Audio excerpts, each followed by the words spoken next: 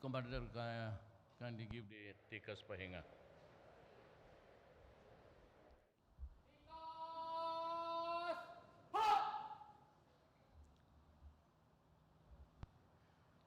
The National Defense Secretary Delfin Lorenzana, the AAP Chief of Staff Carlito Galvez, Lieutenant General Macairog Alberto, Commanding General, Philippine Army, Lieutenant General Danilo Pamunag, Commander, Southern Luzon Command, Brigadier General Berne Langob, was my close friend, Commander, Army Reserve Command, officer and enlisted personnel of the Army Reserve Command, ladies and gentlemen. I have a 2-page, 3-page speech. Magdidivert ako. I'd like to talk about the really, okay man ito, but it does not reflect what is appropriate to say for the moment. Actually, unahin ko yung baril. Kasi you have it all. Ang police meron because that is the primary weapon. Yung secondary weapon nila, yung mga Armalite, but they are not really trained to shoot very well with that. On the average, ang armed forces naman na militar, yung main weapon ninyo is the rifle. You may or you may not have the sidearm. But most of you do not have it. Matagal kasi akong kaibigan ninyo. Sabi niyo, if you look, hindi niyo kasi alam, you look at your, sabi ko nga dito, Vicente Duterte, my father was governor of Davao. But he was the first military mayor of Danao City. Tignan ninyo saan. So, hindi ako, tatay ko galing rin sa militar. He was appointed mayor, military mayor, hindi yung elected, right after the war. But ang nakikita ko kasi, I sympathize with you kasi ganito. Noong panahon na yung mayor ako, and earlier before that, I used to be a public prosecutor, fiscal ako. Sa Davao City alone, nung fiscal ako, 5 halos araw-araw, 400 ang napatay. 1, 2, traffic. Yung sa bangkiruhan, all of you are, ito si General Langob, Delphin, Lorenzana. Maglinya yung traffic dyan, maya-maya, 3 putok, bag. Yung 3 pulis, tumba. Diyan sa bangkiruan. Tapos yung traffic cop na palutay-lutay. So, ganon. Okay lang yon. Para sa akin, may baril ka. Bakit magpauna ka? Ang problema dito sa mga militar, kasi pati sila, pagdating ng kampo, mag-RR, mag-uwi na, walang laban. Kung gusto mo yung bayoneta mo, saksakin mo. Kung maabutan mo. The problem is, psychologically, lalabas ka ng kampo, ang bayag mo na sa bunganga mo. Kasi hindi mo alam na pagdating dyan sa gate lang, ilang beses na, and many times, paglabas lang ng kampo dyan sa gate, papatayin. Sabi ko na kaawa naman kasi ito. Yung naging presidente na ako. Sabi ko na kailangan bigyan ko ang lahat. Ngayon, kung maagaw mo yan sa iyo, makapatay ka ng 2, 3, o okay na sa akin yan. Pero ang patanga-tanga, ibigay mo lang yan, nakatalikod ka. Ang kalaban mo, alam mo ang kalaban ng Glock, Colt, Ordnance, para o ano, Smith and Wesson, Sparrow. Sparrow talaga yan, Sparrow. Kaya pag mayroong kanyan, baski siguro hindi pa panahon na mamatay ka, pag nakita ka, o alam nila ngayon na paglabas mo ng kampo may baril ka, tapos mayroon doon sa labas nakaabang, either yun ang magsinyas doon sa iba, pagsakay mo ng truck,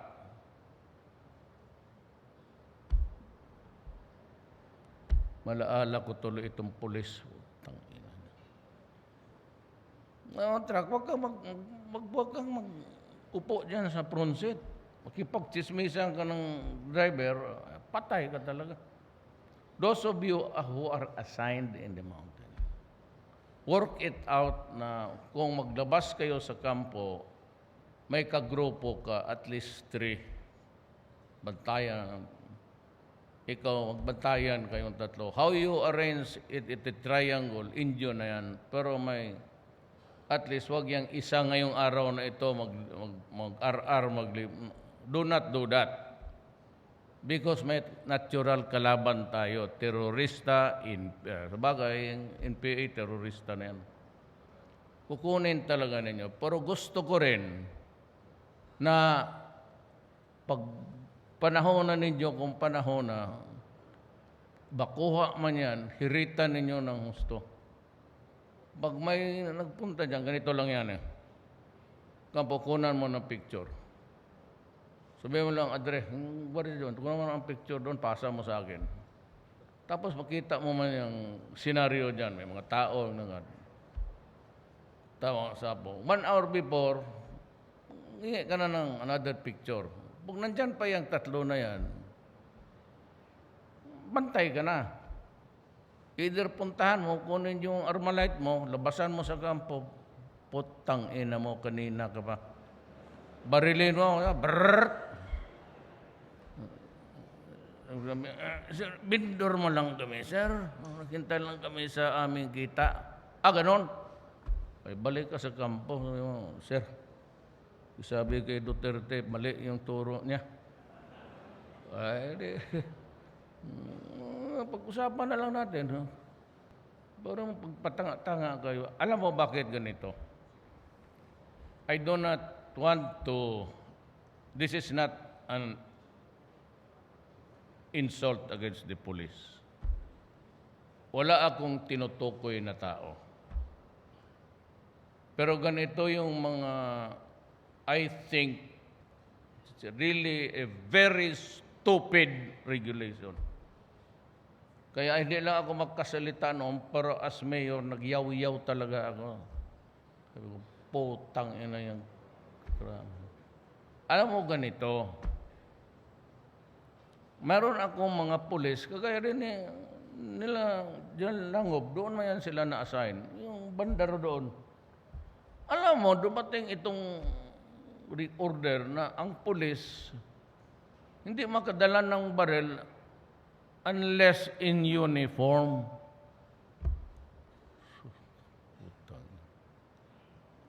So yung nasa Marama, yung sa nanay ko, yung ano niya, yung rest house niya doon, yung Buddha,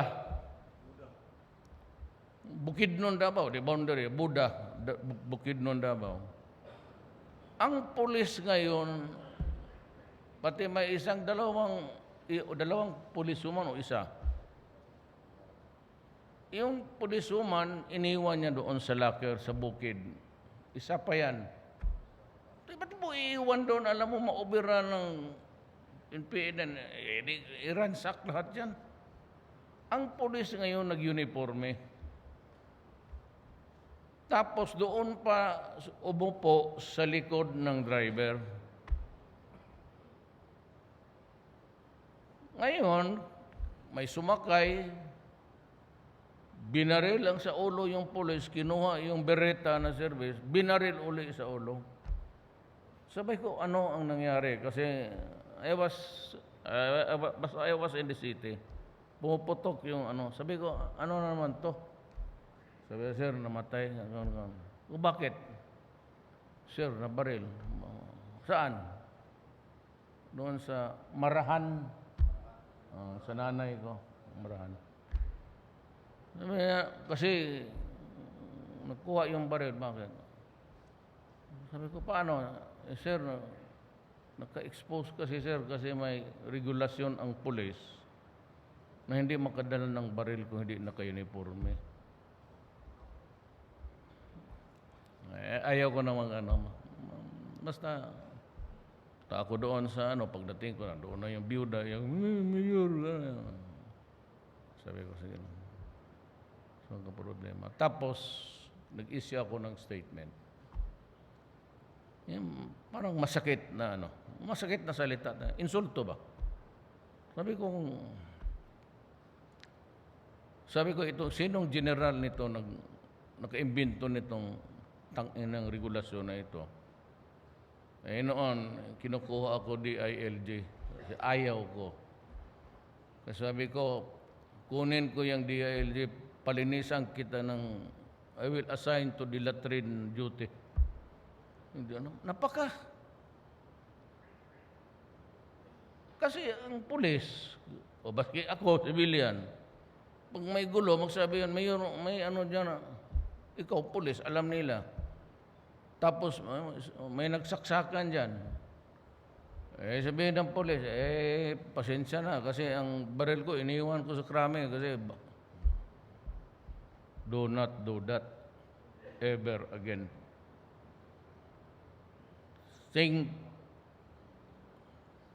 Sleep on it. Tignan mo kung hindi ba katorpehan yan o hindi. Papasubo mo yung tao Kaya yan, that is history. Kaya ako nag-debate. Kaya bakit binigyan ng baril? Ngayon, kung nandito ka sa siyudad, RR ka, dala mo. Punta ka ng mga disco-disco dyan. Dali mo yung baril, no? Kaya may Sparrow. Ang police rin na off-duty, magpunta doon sa disco. Kanta-kanta. Maya ang police ayaw na bitawan yung microphone, magpaparinig na itong army. Tangina mo, wala namang buses, sige yung kawak dyan. Sabi parinig na, huy, yabag ka. Ano bang yabag sa Tagalog? Sintonado. Maya na, sabi ng army, ba't matakot yung pulisa ka? Bago yung Glock ko. Maya, barila na sila. Bago lang, ayaw ko saan yun. May nabasa ako sa briefer ko. Gusto ko batukan. Pero, at least my sense of security kayo. If it is not a security at all because maybe you are a moving target or you are a prospective victim, at least kung taasan mo lang, ano ba naman yan? Wala naman nakakilala sa iyo. Paglakad mo, ganon. Tsaka yung tignan mo paglabas mo. Once in a while, every 5 steps, pwede kang gumanon. O kunyari, may tinitignan ka. Pag may nakasunod sa iyo, tapos malapit na, draw ka agad. May parang kapotok na. Kung pareho pala rin na army, na off-duty na, nanloko na. Kaya hindi man nyo kilala lahat. Kilala niyo lahat. May video kasi, ano ba itong tanginang susunod sa akin. Yung pala, army ng Luzon, may galing hulo itong isa. Medyo crack up ito ng konti. Kasi, but there will be changes. I am not privileged to announce it, but there will be some changes in the reorganization. Konti lang naman. The commanders will explain it to you. And I decided last night na there has to be some changes. I am not comfortable anymore of the setup because it has cost a lot of my soldiers' lives. So yan.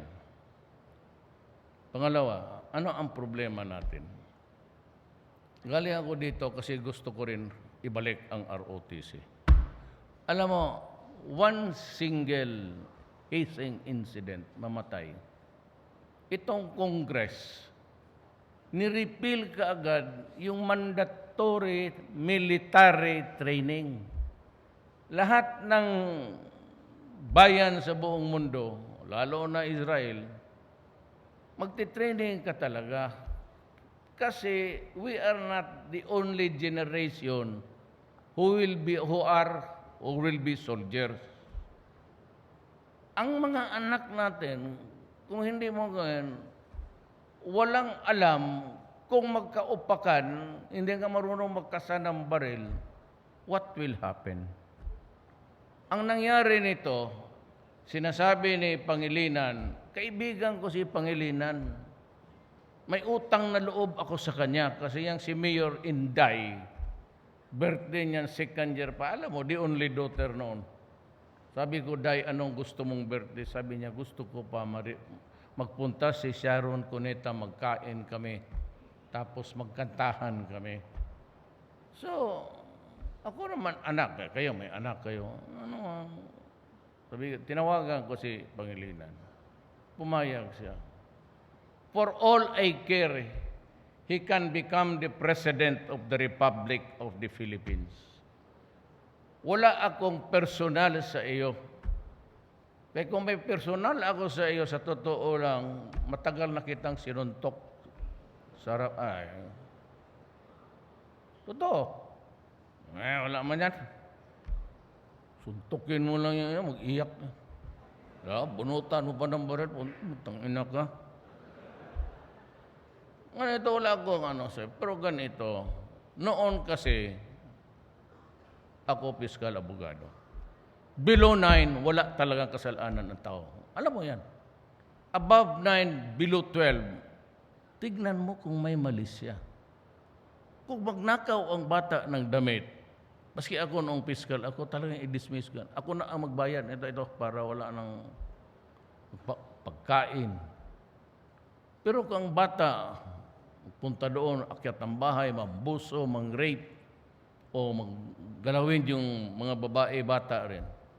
May malis siya yan So, above, 12 above, kung below 16. Below 16, depende rin kung talagang gutom siya o walang pinag-aralan o walang alam. Yung iba talagang, wala talagang alam. Tapos, galit lang, may alitan.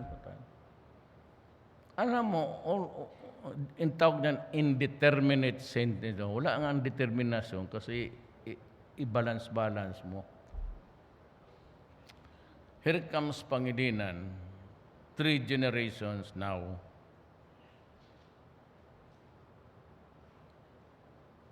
Binabaan niya ng 15. Kayong mga pulis, kayo, as an observer, hindi inyo trabaho, pero tingnan mo nangyari. Pag nahuli, irrespective or whatever or however serious the crime may be, pag below 15, whether the police would like it or not, he has to release the child. Walang malisya-malisya. Kung mag-rape yan, 14 years old, patayin niya, nakawin niya ang pera, pagdating sa istasyon, pagdating ng barangay captain o nanay, release. And that law has been there for a long time. It has produced 3 generations of people who do not have the sense of accountability. Na kahit kung may mali kang ginawa, panagutan mo yan. Ito go in and out. Kaya maraming hold-upper at ang droga lumakas. Kasi hindi sila makulong. At kung hindi, gamitin sila courier, o sige, hatid mo ito. That is why it got worse. Itong mga bata nito noon 3 generations ago, malaki na, naging kriminal, wala ng takot. wala na silang sense of accountability na ang kasalanan mo sa tao, bayaran mo. Yan ang nangyari sa atin. Kayo lahat, mukain ko kayo.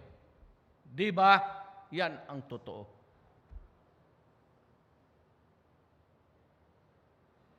Ako wala ko ipangilingan. Sabihin ko, nandito ba yung TV? Before the nation? I said, I really do not care. If he wants to fuck with the presidency, go ahead. I'd be happy. Pero kung can have the sense to run a country, common sense na lang, ewan ko. Kayo lahat ang Pilipino ang magsagot niya. Nakita naman ninyo yung lahat ng presidente dumaan sa buhay ninyo nung pagiging sundalo ninyo when you enlisted. Pulis noon takot. Bakit ka matakot? Because of this law. Ang bata, kasi alam niya, wala siyang kasalanan, kasi pinapalabas O mang-rape ngayon, mag-rape bukas, hulihin mo, talagang kakasaya ng, he will fight you. So you have to force him.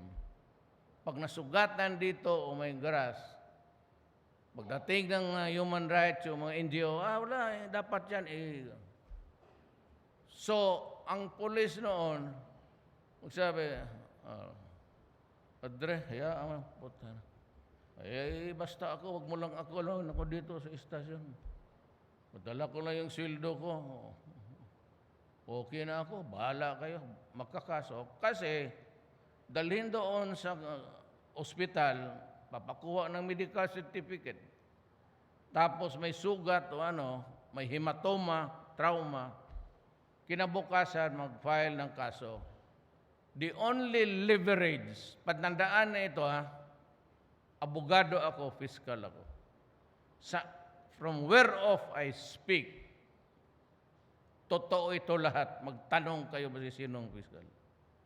Ang pulis, pag pinailan ng kaso as a leverage, madali yan, file tayo ng counter charges. Pag ang pulis din may kaso kasi may sugat, may ganon, may bukol dito, pagka-didemanda yan at lumabas ang demanda, the police stops to be a police.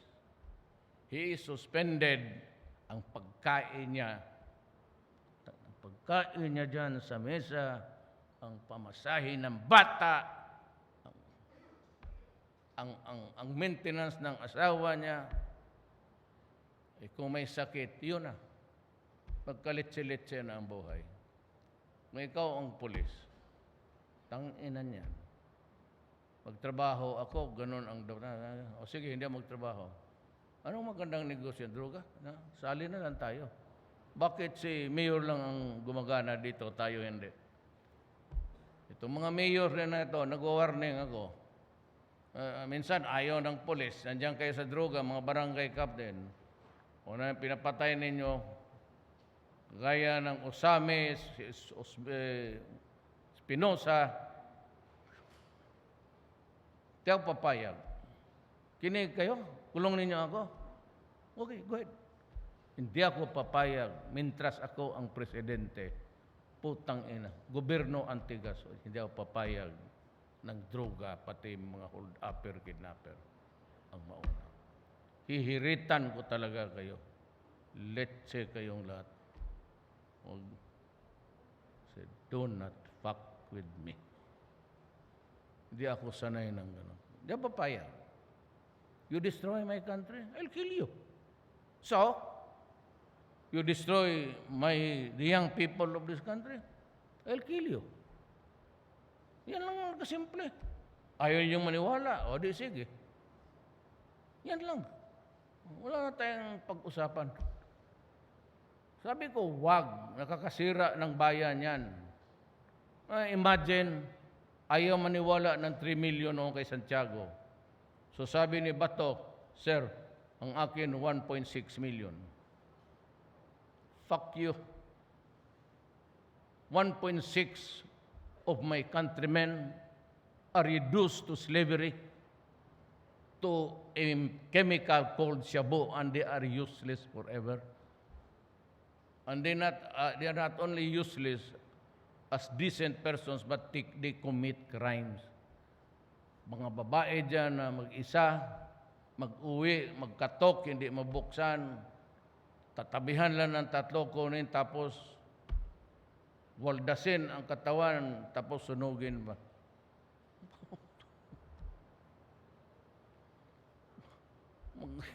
Construction worker kayo.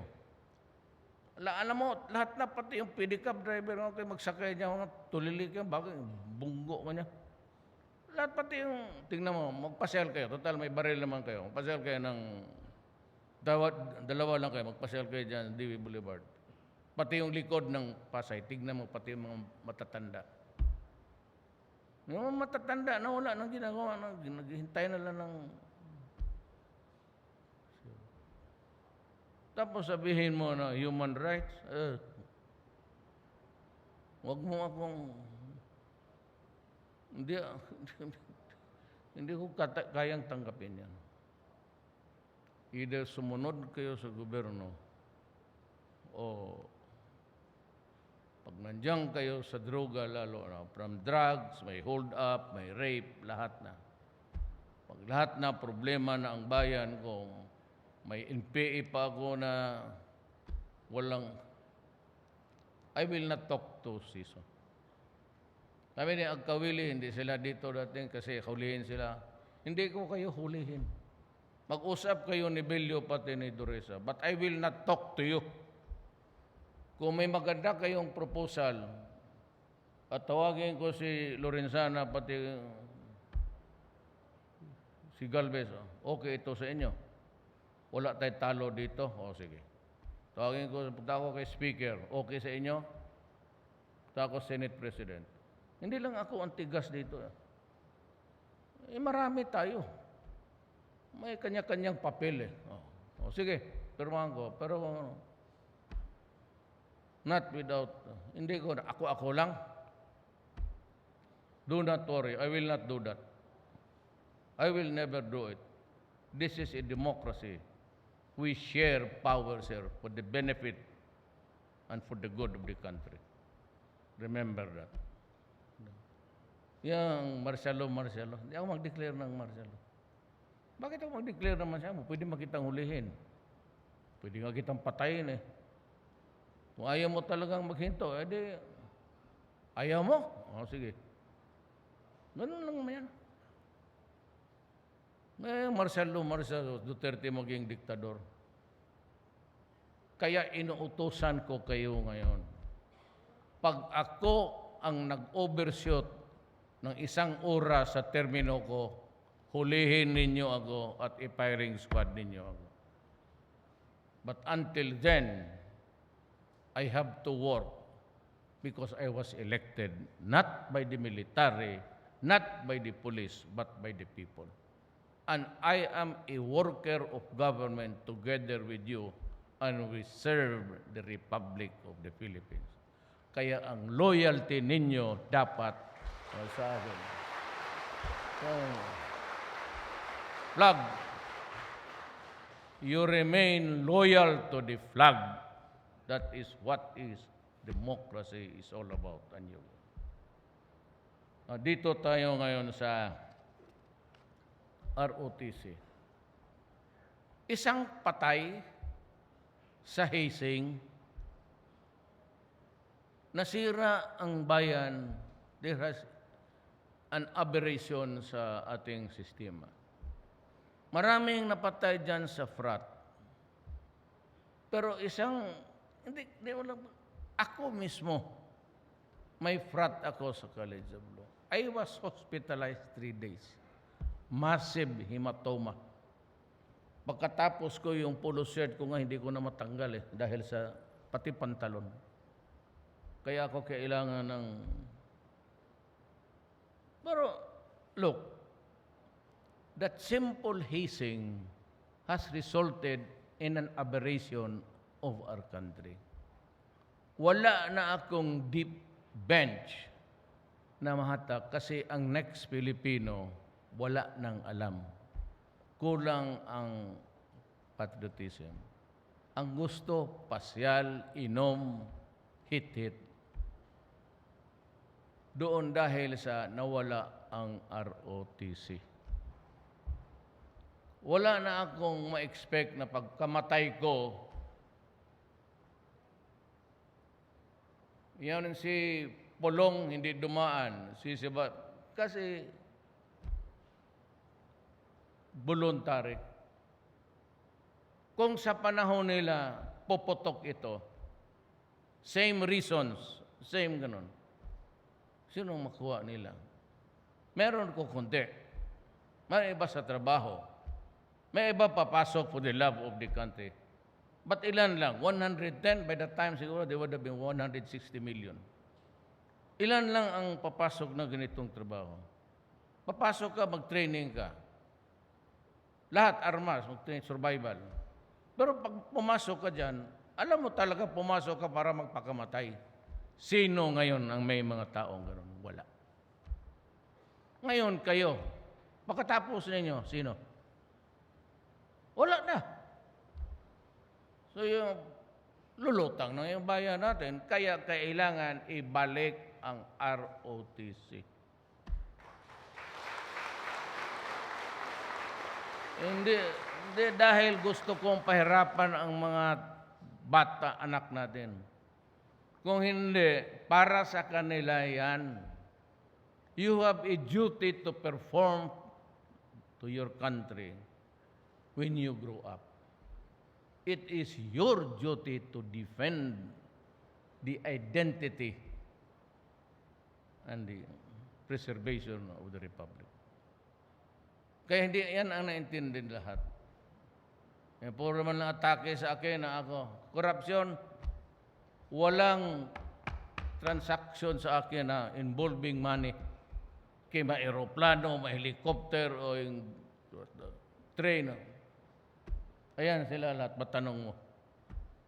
Pag inyo, pili kayo ng aircraft carrier, inyo yan. It starts and ends with the Defense Department. Yang police, ang dumadating sa akin, yung promotion ninyo. Tapos yung mga policy ng gobyerno. Walang dumadating sa akin na dokumento about money. I do not allow it. Maghanap kayo ng transaction sa gobyerno na may initial. Ayaw ko. Ayaw ko dahil ayaw kong sabihin ninyo, itong presidente natin, corrupt. Maghanap ka ng ibang rason, kasi hindi talaga to. Baka bababae pa, kagaya ninyo. Pareho, pati yan sa likod ko, maniwala kayo na.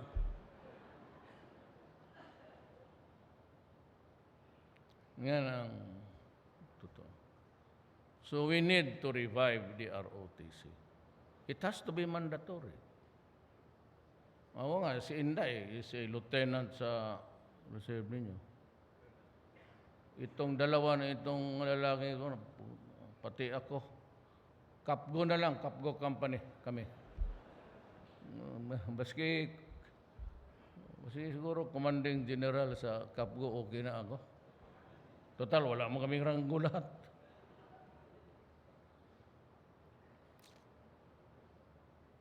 And that is, but to do justice to the gumawa nito, basahin ko na lang. Awa naman. Sino ba? Ikaw ba yan? Ang aid ko, army man ito. Pinsan ko man ito si Faye. Sino taga Leyte dito? Pinsan ko. Malaki yung ilong, pati ngipon. I congratulate the brave men and women of the Army Reserve Command as you celebrate 35 years of selfless service to our nation. It is the responsibility of every Filipino to defend this country against all threats. Since it was founded more than 3 decades ago, RSCOM has steadfastly contributed to the endeavor of harnessing the capabilities of our citizens to become defenders of our nation. The Filipino people is indeed fortunate to have a responsive and mobilizable reserve fund that is adequately prepared to respond in times of disasters, calamities, and provide humanitarian assistance and the stricken areas and across the country. Totoo yan. Kaya may riyuma na ba kayo? Sandali lang, mga 5 minutes. Alam mo kung bakit? Ako sa Davao, sabi ko, 23 years ako mayor. Sunog, flood, magtawag ako sa disaster team ko. Yung may mga rubber boats. Saan sila? Pero kayong, yung 911, kung mabisita ninyo, iba na. Talagang, saka may security camera ako everywhere. Pero noon, magtawag ako, saan si ano? May kagat, sir, wala pa. Kanina po yung nag-ainuman sa likod ng City Hall. Tang-ina niya. Tapos ang baha, sige na taas. Sino tawagin ko? Yung mga trainee ng pulis. Pati army. Pati Coast Guard. May magtulong kayo.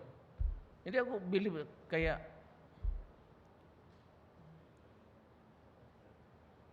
wala akong away sa civilian bureaucracy. Yung makita mo, ang cabinet members ko halos military na lahat.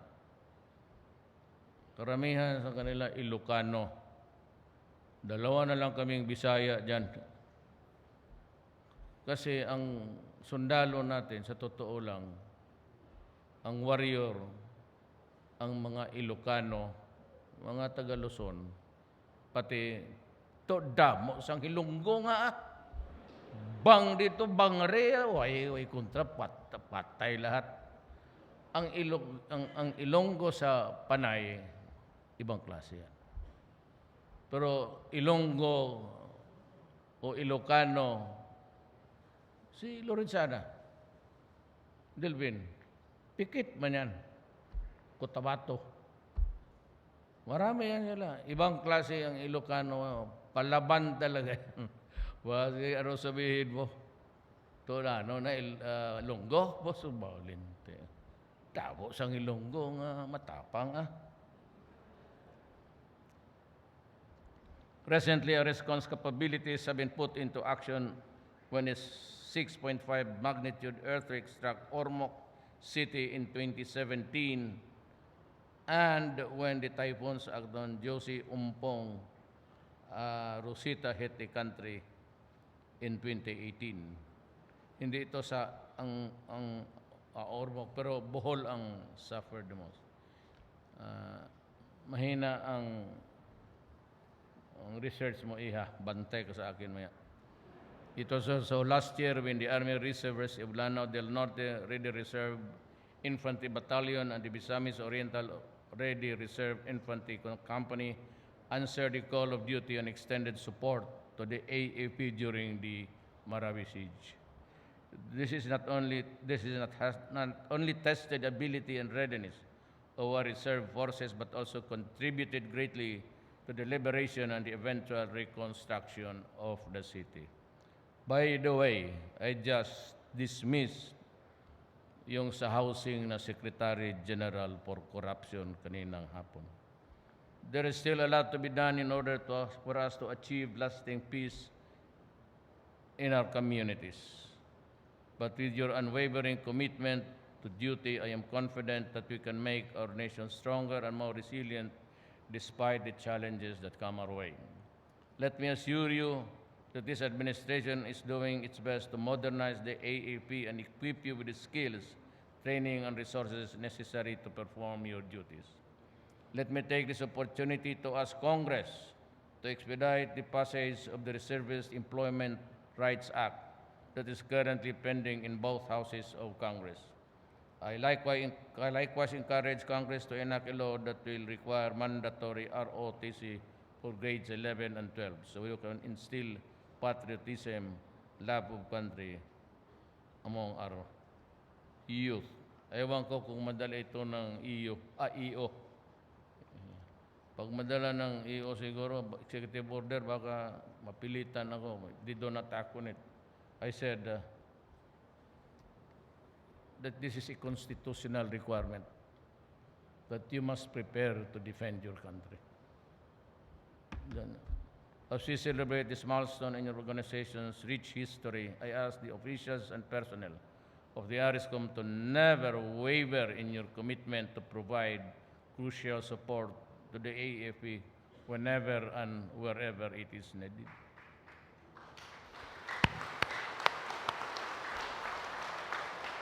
Together, let us build and defend the foundations of a stronger, safer, and truly progressive Philippines, where our children can thrive and become productive members of our society.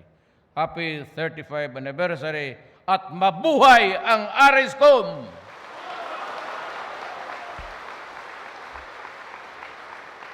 Andiyan na yung baril, you start shooting para basta yan. Commitment ko. Just perform your duty. You do not have to worry. I will be there to back you up. Police, do your duty. Wala lang abuso. Do not abuse. Learn the law. Simple mo lang yan. If I can have the time, I can lecture to you about 1 hour and you would know everything that is needed to know.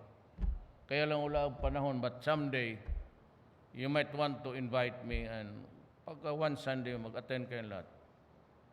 Dalawa lang yung discussion ko dyan, pati yung related laws. Ganon-ganon ko lang. Memorizein mo lang yan. Pwede ka ng sundalo, pwede ka ng pulis. Wala kang problema, alam mo na kung ano. Totoo yan. Dahil po, hindi ako bright, pero said I was a trial lawyer for 9 years before I became mayor. Maraming salamat po.